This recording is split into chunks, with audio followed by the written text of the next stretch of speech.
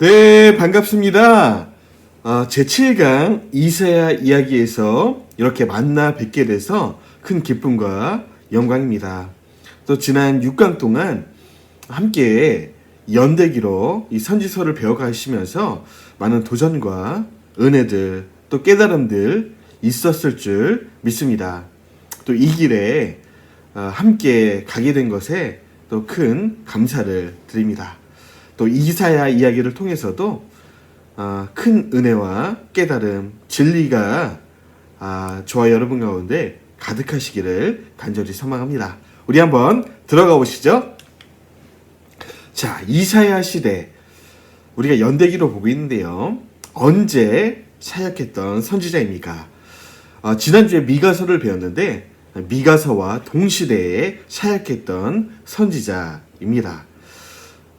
미가는 짧게 사역했다면 이사야서는 더 길게 더 많은 분량 예언을 했던 것을 볼 수 있습니다. 남유다 우시아가 죽던 해부터 사역을 했고요. 우시아, 요담, 아하스, 히스기야 그리고 아마도 므낫세 왕 때까지 사역을 했던 것으로 보이는데요. 이 전승에 의하면 악한 왕 중에 악한 왕이었던 므낫세 왕 때에 톱으로 키는 순교를 당했던 것으로 이 전승에는 기록되어 있습니다. 긴 역사 가운데 긴 분량 또 예언의 스펙트럼도 그 당시 남유다부터 이 바벨론 포로 돌아오는 시점 그리고 인류 마지막 때 천년왕국 때까지를 예언한 정말 선지자 중에 선지자다 예언자 중에 예언자다 라고 이해해도 무방하지 않을까 이런 생각을 하게 됩니다. 북쪽에서는 아모스, 호세아가 사역하고 있을 때 거의 비슷한 시기에 조금 늦긴 했지만 거의 비슷한 시기에 사역을 했습니다. 비슷한 시기였지만 우리가 아모스, 호세아부터 봤고요. 이제 남유다 선지자 이사야 미가를 우리가 보고 있습니다. 이때는 이스라엘이 멸망하는 그 어간입니다. 그래서 이사야도 이 아수르가 북이스라엘을 침탈해오는 그 역사 한가운데서 예언을 했다는 그 사실을 이해하시면 되겠습니다. 또 이스라엘이 멸망당하는 아수르의 침략을 당하는 그때의 왕은 히스기야였는데요. 그렇기 때문에 히스기야 왕과 이사야의 이 사역도 너무나 가까웠고요. 또 그 사실을 잘 이해해야 우리가 성경을 바르게 이해할 수 있다는 점 기억하시길 바랍니다. 자, 쭉 역사를 되돌이켜 보시죠.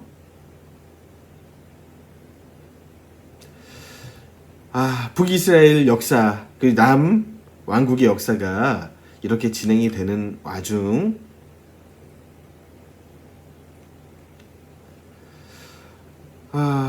이제 북이스라엘 왕 이 호세아 때는 아수르의 칼에 하나님의 몽둥이에 북이스라엘이 멸망을 당하게 되죠.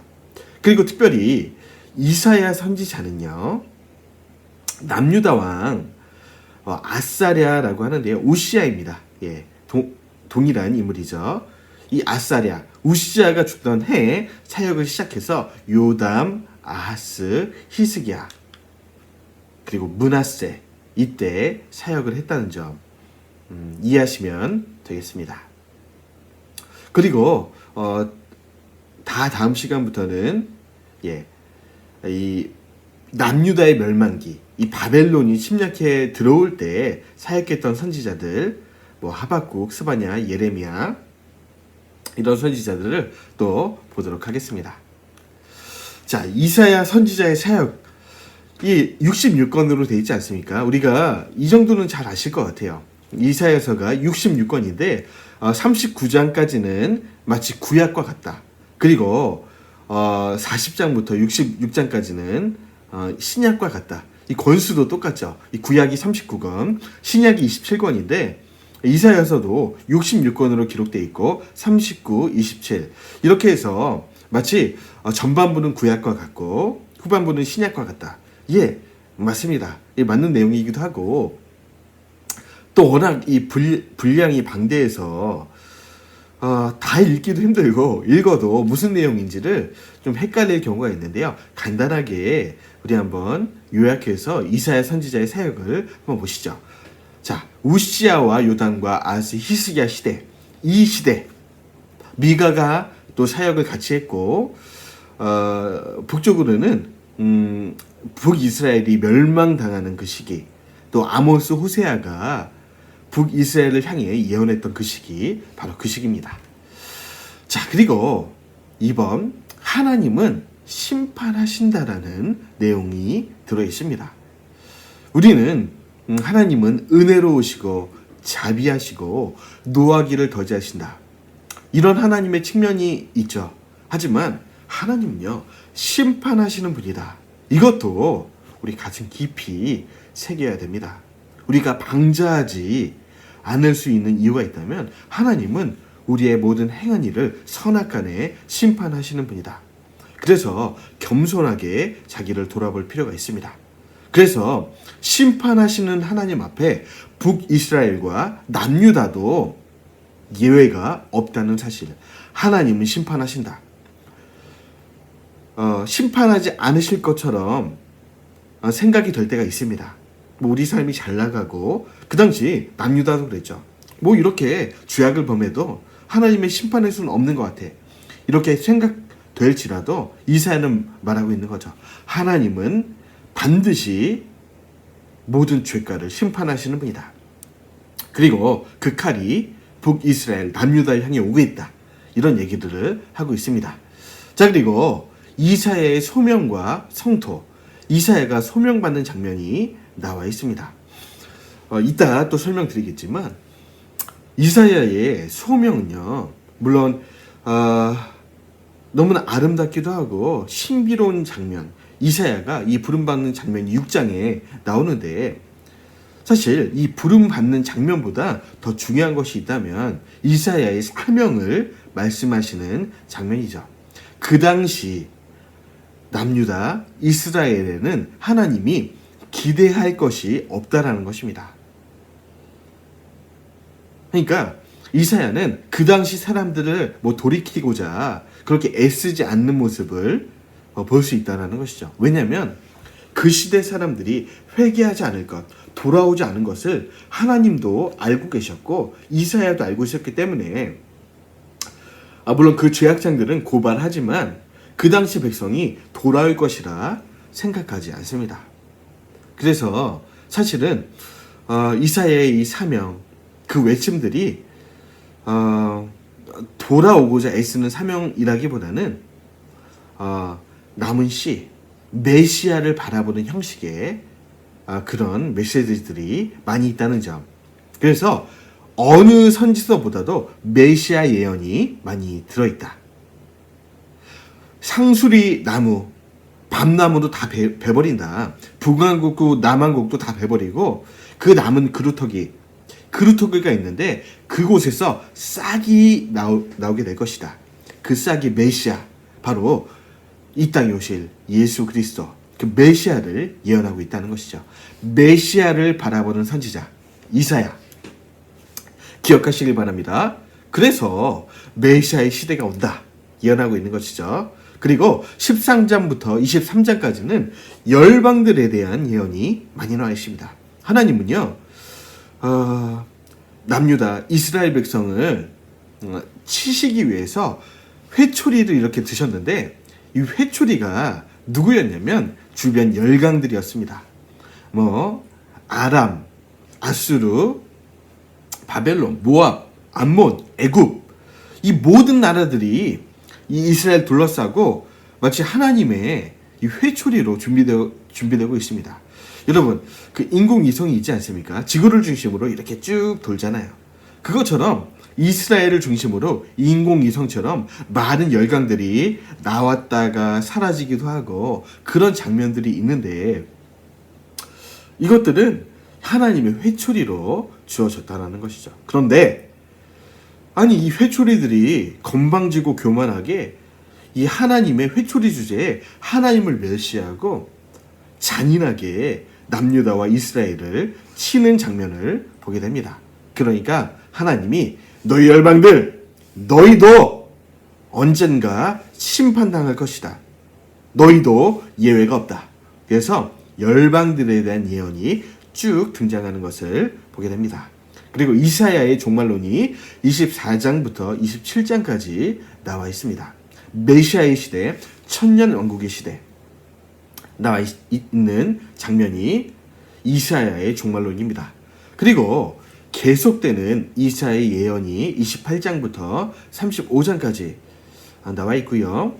자, 36장부터 39장까지는 히스기야 왕의 공과 과를 보여주고 있습니다. 열왕기하서 18장부터 20장까지가 거의 똑같습니다.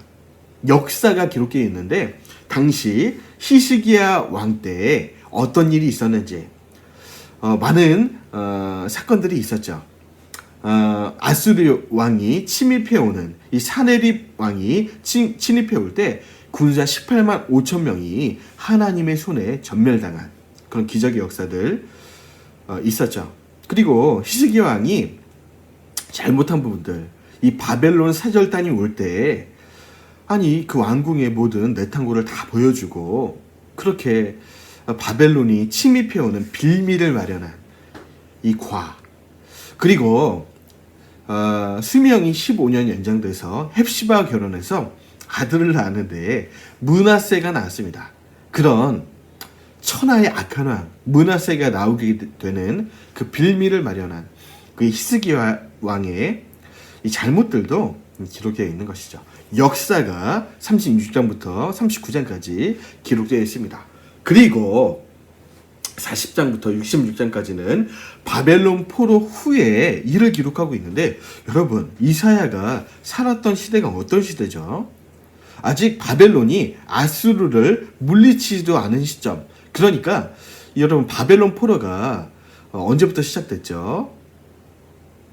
제3차로 진행이 되는데 606년에 제1차 침입, 597년에 제2차 침입, 그리고 586년에 제3차 침입. 그래서 여러분 뭐 그렇게만 봐도 거의 지금 이사야가 사역했던 시대보다 130년,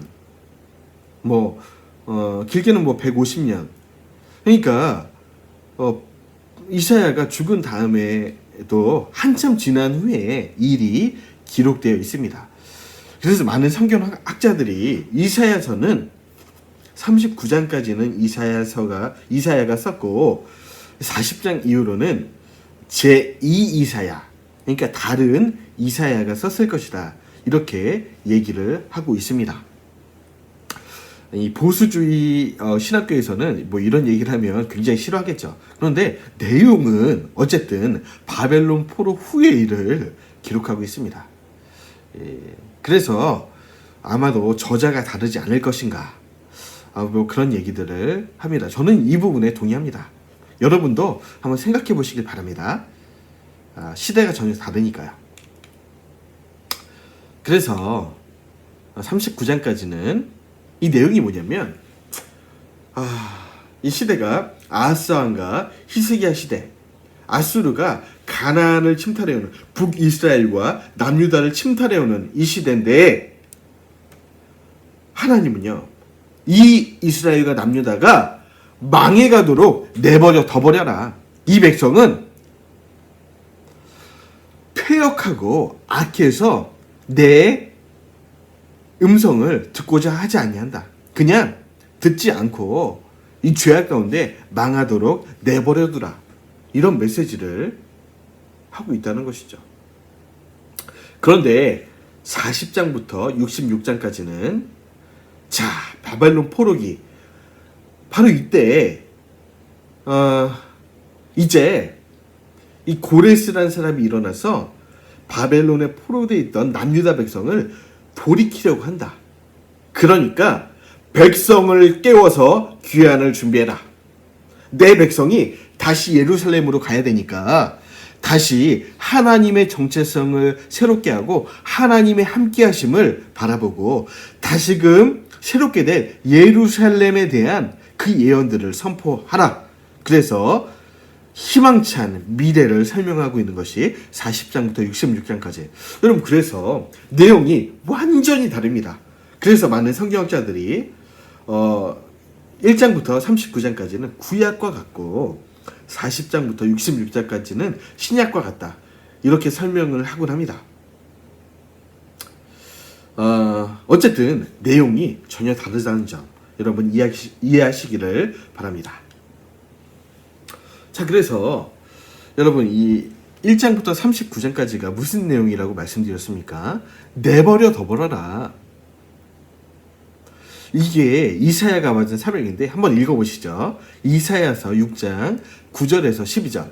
여호와께서 이르시되 가서 이 백성에게 이르기를 너희가 듣기는 들어도 깨닫지 못할 것이요 보기는 보아도 알지 못하리라 하여 이 백성의 마음을 둔하게 하며 그들의 귀가 막히고 그들의 눈이 감기게 하라. 염려하건대 그들이 눈으로 보고 귀로 듣고 마음으로 깨닫고 다시 돌아와 고침을 받을까 하노라 하시기로. 여러분, 이것을 좀 번역을 쉽게 하면 이런 얘기입니다. 그들은 이 하나님의 음성이 들릴 때 눈으로 보고 귀로 듣고 마음으로 깨닫기를 원하지 아니한다. 아니, 이것을 염려한다. 하나님이 선지자를 통해 하나님이 예언의 메시지들을 말씀하실 때에 고침을 받을까봐 귀를 닫고 있다. 마음을 닫고 있다. 다시 돌아올까봐 그렇게 하고 있다는 거예요. 회개할 것이 두려워서 그렇게 귀를 닫고 있으니까 그냥 말아버려라. 예언을 해도 어차피 안 들을 거니까 그냥 내버려둬라. 이런 메시지라는 거예요. 이해가 되시죠? 좀 어렵게 번역이 되어 있는데 좀 쉽게 번역을 해보면 그런 얘기입니다. 그러니까 그들은 회개할 마음을 닫고 있다. 자, 그러니까 내가 이르되 주여 어느 때까지입니까? 하였더니 주께서 대답하시되 성읍들은 황폐하여 주민이 없으며 가옥들에는 사람이 없고 이 토지는 황폐하게 되며 여호와께서 사람들을 멀리 옮기셔서 이 땅 가운데 황폐한 곳이 많을 때까지, 그때까지 하나님이 이렇게 하시겠다는 겁니다. 그러니까 심판당해서 이방 열강들의 손에 잡혀가서 그곳에서 회개하는 방법 외에는 그들이 회개할 방법이 없다는 겁니다. 그러니까 그 당시 백성들은 회개하기는 글렀다. 그런 얘기를 하고 있는 것이죠. 만하게 내버려둬라. 자, 그리고 이사야서는요, 역설의 메시아를 말씀하고 있습니다. 여러분, 이사야서에는 많은 메시아 예언들이 나와 있습니다. 왜 그렇습니까? 여러분, 그 당시에는 소망이 없어요. 그 당시에서는 비전이 없습니다. 그러니까 메시아 예언이 많이 나와 있는데, 여러분, 이사야서를 그렇게 많이 읽는 유대인들이 아직도 예수 그리스도가 우리를 구원할 메시아라는 것을 이해하지 못하고 받아들이지 못하고 있습니다. 왜 그런가 하면 이사야서에 보니까 이 메시아가 두 가지 다른 모습이 있다는 거예요. 첫 번째는 영원히 다윗의 위에 앉아서 다스릴 메시아다. 여러분 보시죠.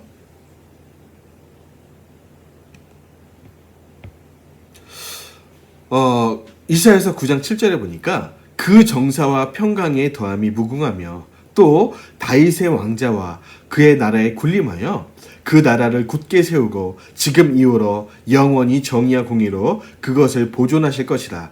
만군의 여호와의 여심이 이를 이루시리라. 여러분, 그러니까 다윗의 대를 이어서 다윗의 후손 가운데 오실 영광 중에 그의 나라를 세우실, 다윗의 왕국을 다시 세우실 메시아가 이 땅에 올 것이다. 여러분, 유대인들은요, 그때도 그것을 바라고 있었고 지금도 그것을 바라고 있습니다. 이런 구절들이 있기 때문이죠. 그런데 한편으로는 끊어져 없어질 메시아가 기록되어 있는 겁니다. 우리가 잘 알고 있는 순환당하는 메시아가 가장 리얼하게, 가장 선명하게 드러난, 여러분, 이사야서 53장 8절, 끊어져 없어지는, 힘없이 죽어버리는 메시아. 여러분, 메시아가 죽으면 되겠습니까? 그런데 이사야서에는요, 이런 메시아가 등장하는 거예요. 이사야서 53장 8절에 보니까 그는 곤욕과 신문을 당하고 끌려갔으나 그 세대 중에 누가 생각하기를 그가 살아있는 자들의 땅에서 끊어짐은 마땅히 형벌받을 내 백성의 허물 때문이라 하였으리요.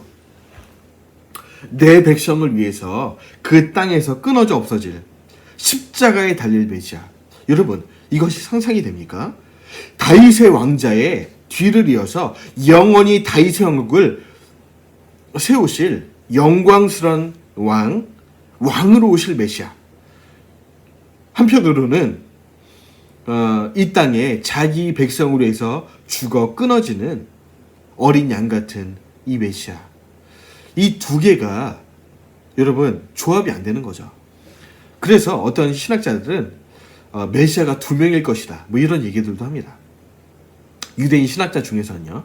어쨌든 여러분, 유대인들은요 지금도 이 사실을 믿지 못하고 이해하지 못하고, 특별히 이 끊어져 없어질 메시아, 양 같은 메시아, 십자가에 달린 메시아를 결코 인정할 수가 없는 것입니다.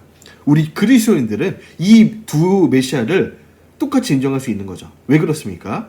왕으로 이 땅에 오신 메시아도 맞습니다. 우리 예수님은 왕이시죠. 그런데 그 왕이 친히 십자가를 지고 자기 백성을 위해 돌아가시는 겁니다. 왕이시면서 종이신 메시아. 우리는 그 예수 그리스도를 우리 하나님으로 인정하는 것이죠. 그 예수님이 우리의 구원자가 되신다. 아멘. 우리는 이 구약 성경에, 특별히 이사야서에 나타난 이 두 가지의 메시아가 예수 그리스도 안에서 성취되었다. 우리는 믿고 있지만 유대인들은 아직 믿고 있지 못하다는 점 기억하시길 바랍니다. 그런데 여러분, 유대인들이 이 사실을 인정할 때, 그러니까 십자가에 어이없이 못 박혀 죽은 자칭 메시아라고 외쳤던 이 예수 그리스도가 진짜 구약 성경에 예언된 메시아였구나, 이것을 인정할 때가 오는데, 그때는 천년왕국 때라는 겁니다. 이 사실은 이 천년왕국 때, 강의할 일이 있으면 자세하게 설명해드리도록 하겠습니다. 어쨌든 지금은 이해 못하지만 때가 되면 알게 되는 것. 지금은 가려져 있습니다. 그들의 눈에 예수 그리스도에 대한 이 메시아가 가려져 있지만 언젠가 알게 된다는 점, 그것도 이사야서에는 기록되어 있는 것이죠. 수많은 선지서 중에서 그런 내용들이 기록되어 있습니다. 자, 그래서 빨리빨리 넘어가고 있습니다. 1장은요, 하늘이여 들으라, 땅이여 귀를 기울이라. 이 죄악상들, 남유다의 죄악상들을 한번 보라는 겁니다. 2장, 장차 도래할 주님의 날. 이 날은 영광의 날이기도 하고, 우리 예수님이, 우리 하나님이 심판하시는 날이기도 합니다. 자, 3장, 악인에게는 화가 있다. 4장, 예루살렘이 회복되는 날이 온다. 파괴되는, 그러니까 완전히 끝장이 나서 심판당하는 이 눈앞에 있지만 언젠가 이 예루살렘이 회복되는 날이 온다. 끊임없이 얘기합니다. 5장, 포도원을 노래합니다. 좋은 포도원을 하나님이 바라셨죠. 그런데 이 포도원이 완전히 망가졌다는 겁니다. 그들의 죄악 때문에요. 6장, 이사야 선지자의 소명, 우리가 잘 아는 말씀이죠. 7장, 불안해하는 아하스왕.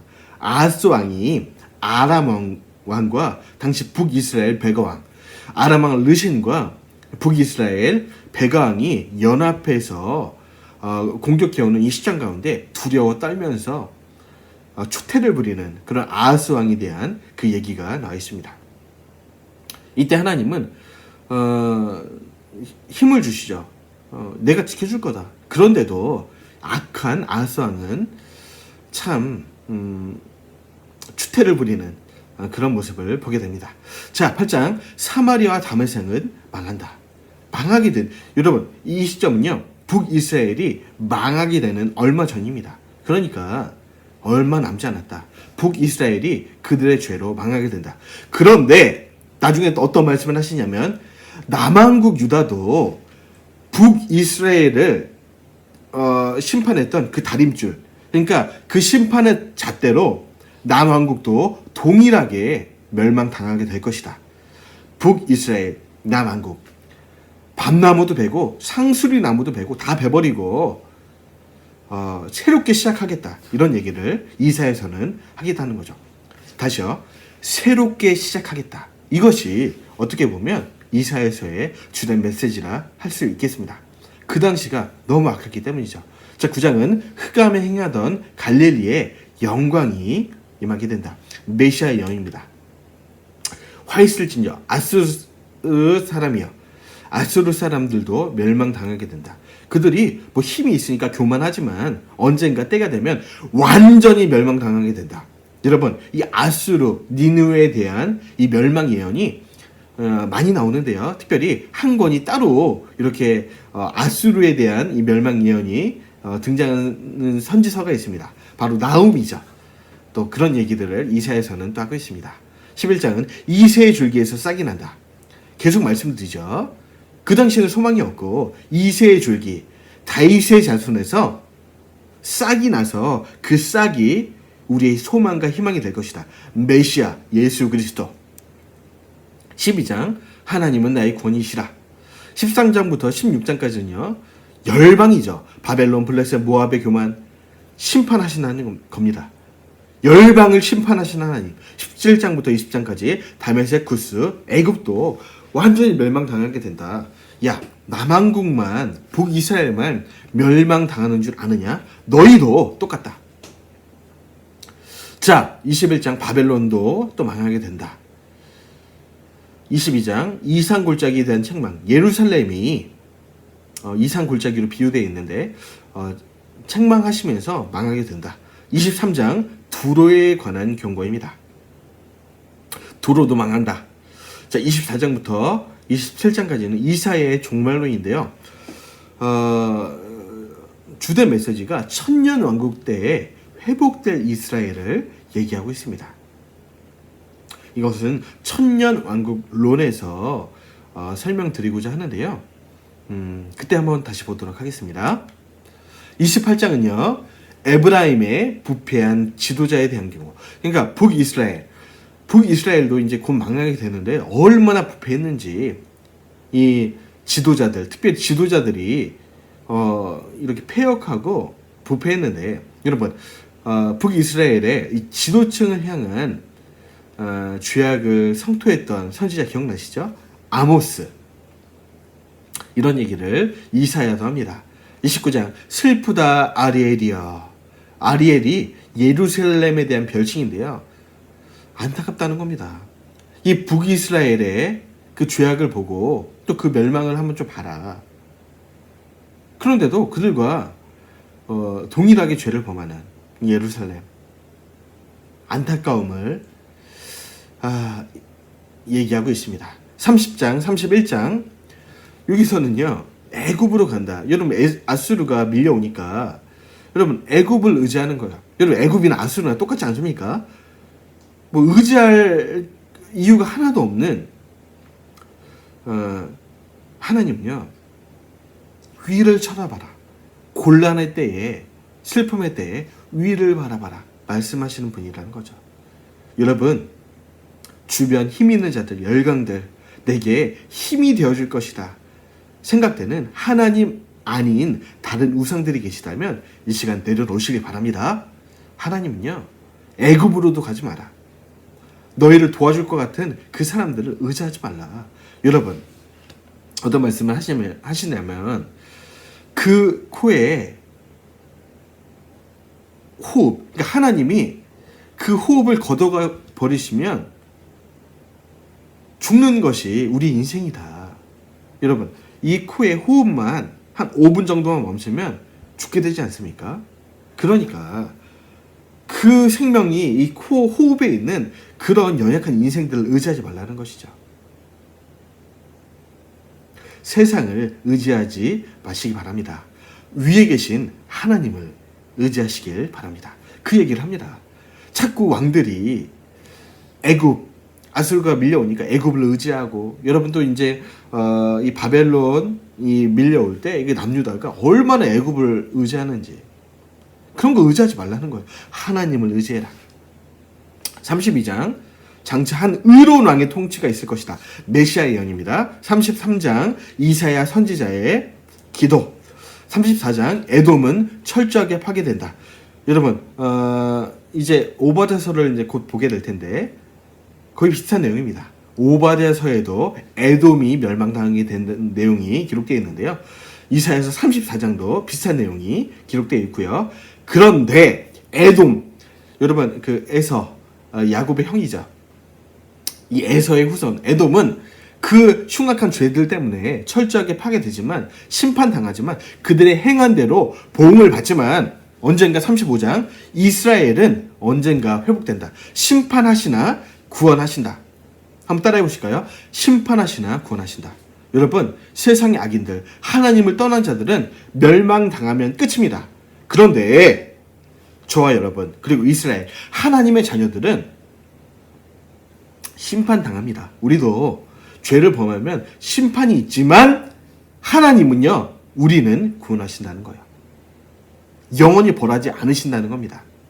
징계하시지만 구원하신다. 그런 내용들이 이 선지서에 계속 깔려있는 내용입니다. 열방은 돌아오지 못합니다. 한번 망하면 끝입니다.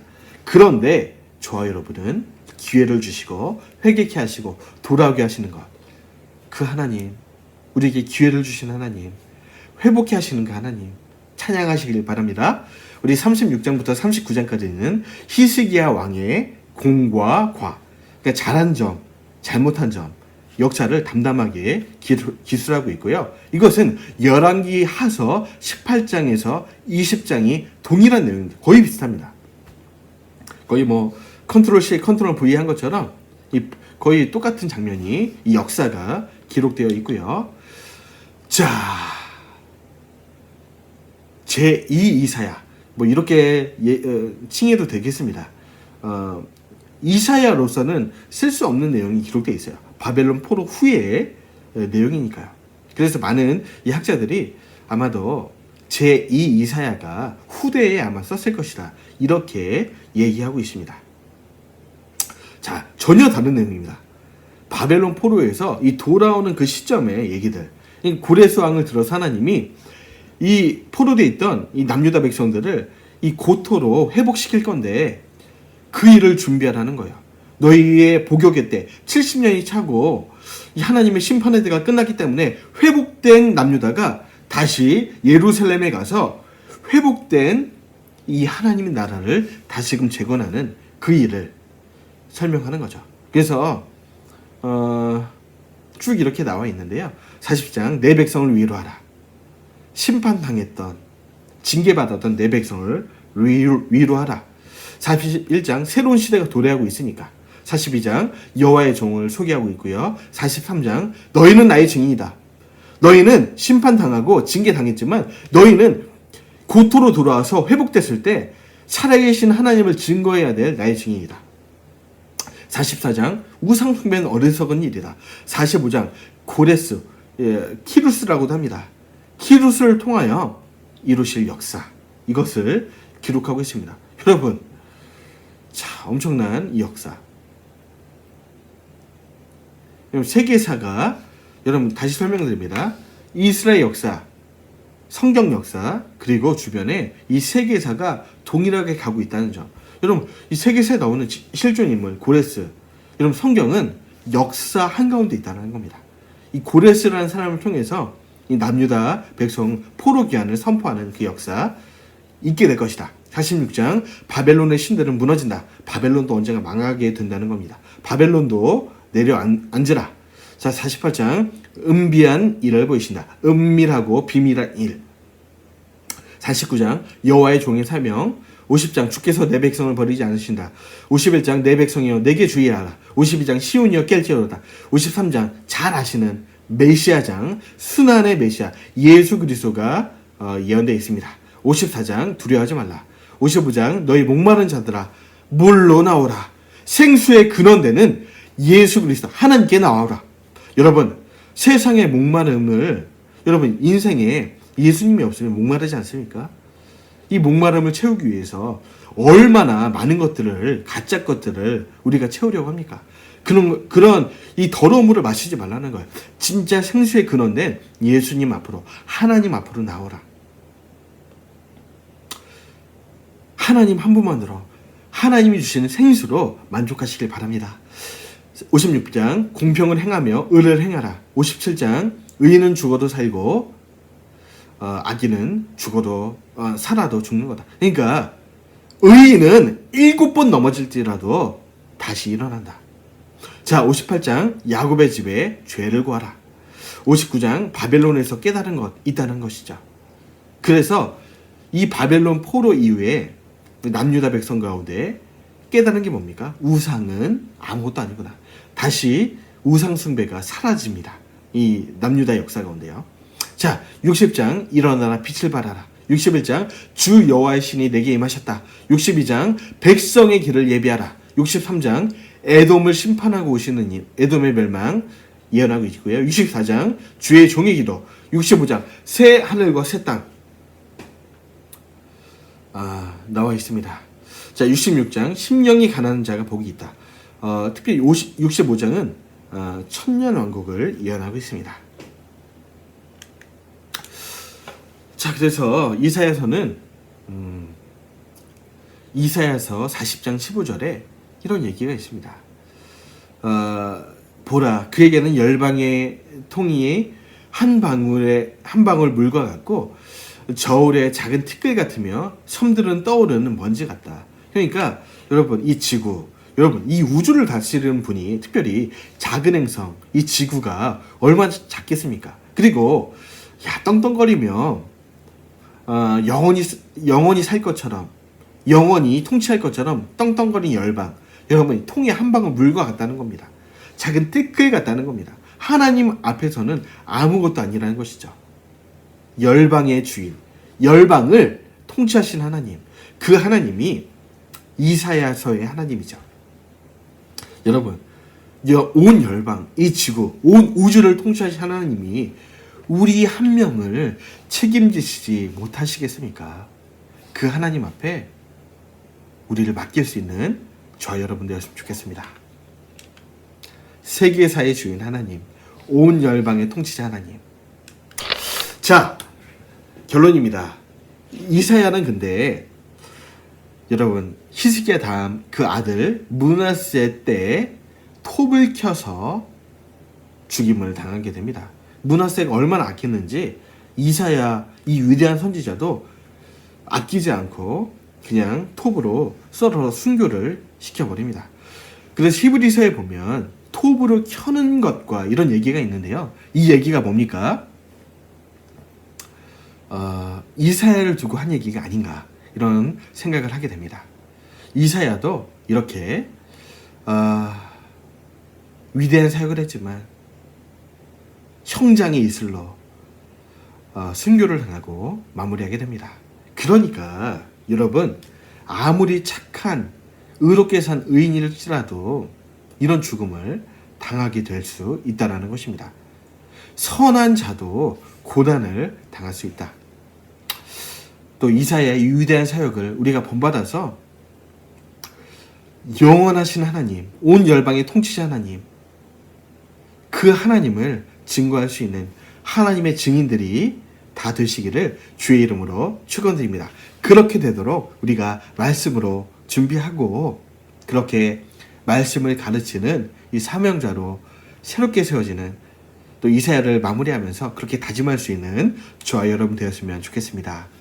기도하고요. 우리 다음 시간에 만나기로 하죠. 감사합니다. 사랑의 주님, 하나님께서 이사야를 들어서 다시 오실 메시아를 예언하셨습니다. 뿐만 아니라 온 열방의 통치자 하나님을 선포하였습니다.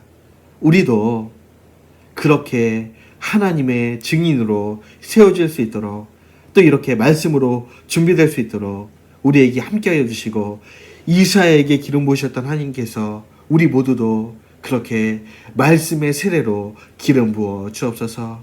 우리가 준비되어서 이 하나님을 증거할 수 있는 증인들이 다 되게 하여 주옵소서. 그렇게 우리를 준비시키실 그 하나님을 기대하며 감사드리며 예수님의 이름으로 기도합나이다. 아멘.